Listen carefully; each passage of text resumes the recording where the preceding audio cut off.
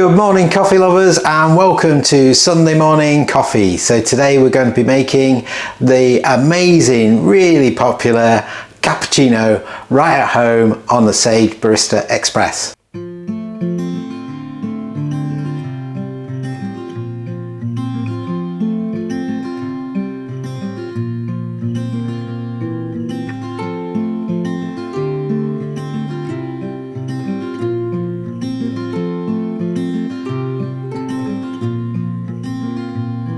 As the sun slowly crept into the sky, it filled the morning air with warmth and life. Sounds of birds in harmony, and you there right next to me.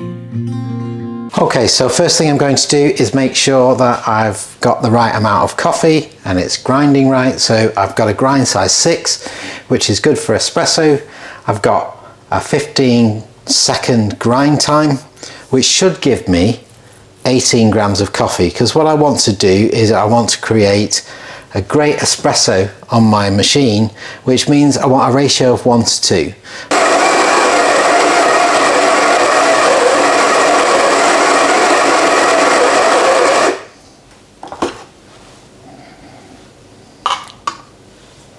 Okay,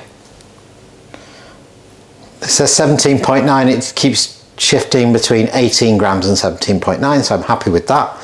The next thing that we're going to do is we're going to level, tamp and wipe, which is your 3 stages that you should always do. So we're going to level it, and I just do that by popping this on. So this is the top that you'd use if you were grinding directly from the machine, but I find it really helpful. Okay, so we've leveled. So as I'm leveling, I'm kind of hitting the side of the group handle reasonably hard, just to break up some of those heavier lumps as well. Okay, and then I'm going to tap it. I do this just to bring it down a little bit, just to compact it a little bit, and then I use the tamp and I give it a really good hard tamp. There we go. I'll take the top off and give it a wipe. Now you can see there as well, because this is the way that we've set up the grinder, that there's a bit more room inside the portafilter. There. It's nice and flat. It's ready to go. We'll pop that on the machine. And we're ready to produce our espresso. Okay, so just before I set off the espresso, what I need to do is I need to weigh it, because I've got to put it on the program button, because I'm looking for 36 grams of espresso. The reason I'm doing that is that I've got 18 grams of grind. I want a 1 to 2 ratio, which 2 times 18, I want 36 grams there. So I put my scale, my little scale underneath, I've put the cup on, I've reset it so it's zeroed down again. So if I move the cup off, it's giving me 300 or minus 328.3. I've used this nice little Costa coffee cup because it's a 12-ounce cup. It's ideal really for cappuccino. Ideally I would have liked a 10-ounce, but I've not found one that's got that nice round kind of top to it. So we've got this Costa coffee one. It will do for the time being. So, okay, let's go with the espresso shot. Program button on the Barista Express, double shot, and then we let it run, and we'll see then as the weight grows. And here, if I was timing it, I would be timing it from the point at which the espresso starts to come out, not from when I press the button. I can see I've got really good pressure as well. That's a good indicator of a good espresso. And I'm going to knock it off probably at 32, because there's still water coming. There we go. So I got 37, which is okay, because I was talking and not concentrating. And let's have a look at the quality of the double espresso. I can see that that is absolutely brilliant.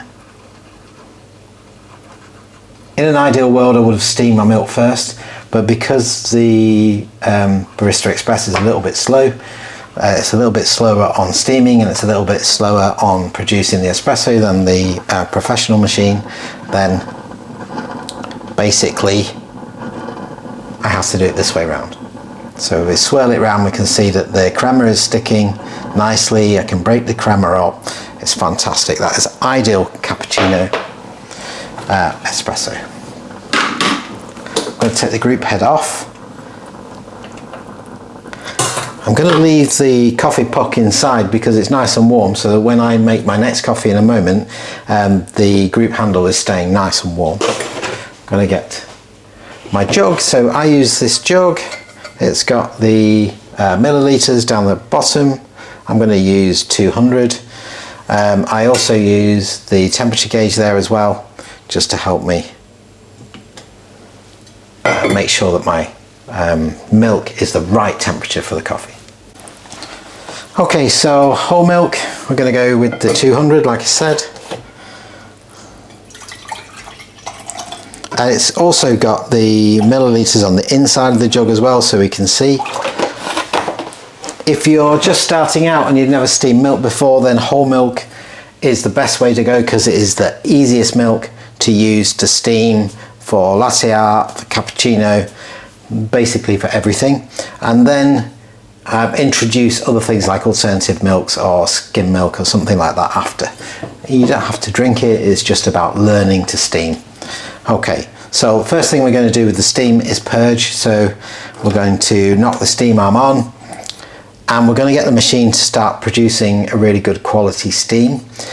The first bit that comes out, you'll see here, I'm not going to put my finger on it, I don't want to get burnt, but the first bit that comes out is normally water and followed by steam. So you can see that water, yeah, and now you can see a nice steam coming out. That's the steam that we want. I'm just going to move the steam arm. There we go, pop it back. So I've just popped the steam arm just inside the milk at the top. We want that nice paper tearing sound that you can hear there. So my steam arm is basically just on the top of the milk and it's really now swirling that milk around the jug really well. I want the temperatures to be about 140 Fahrenheit, so we're going to steam to 130, and when we get to 130 I'm going to knock it off, and then we'll set up for the cappuccino pour.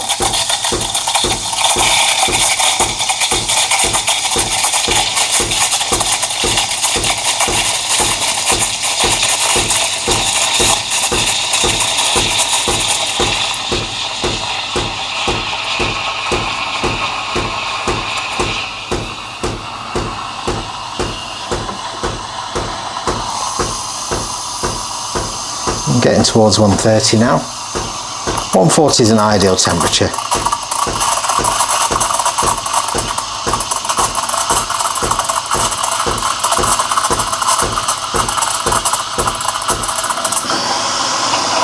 And when I've knocked the steam off, then I'm not removing straight away. On these, the reaction time is a few seconds.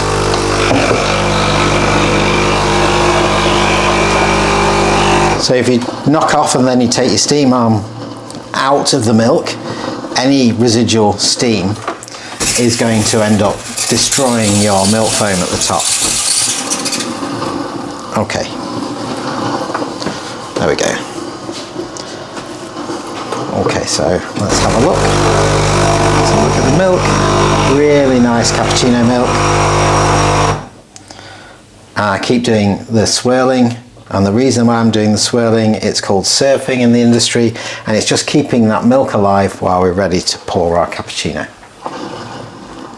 Okay, so pouring the cappuccino, we're going to swirl that espresso round in the cup. We're going to swirl this and then we're going to tilt. I'm going to tilt and then I'm going to start pouring the cappuccino milk inside the cup all the way to the top. And as you can see, it's almost perfect because what I was trying to create was the ring all around the outside, but I've just caught it there a little bit. But as far as cappuccinos go, that's a good one as far as I'm concerned.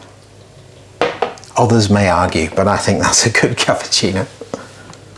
What I'm going to do with that now is I'm going to put the chocolate dusting on top, just to finish that off beautifully.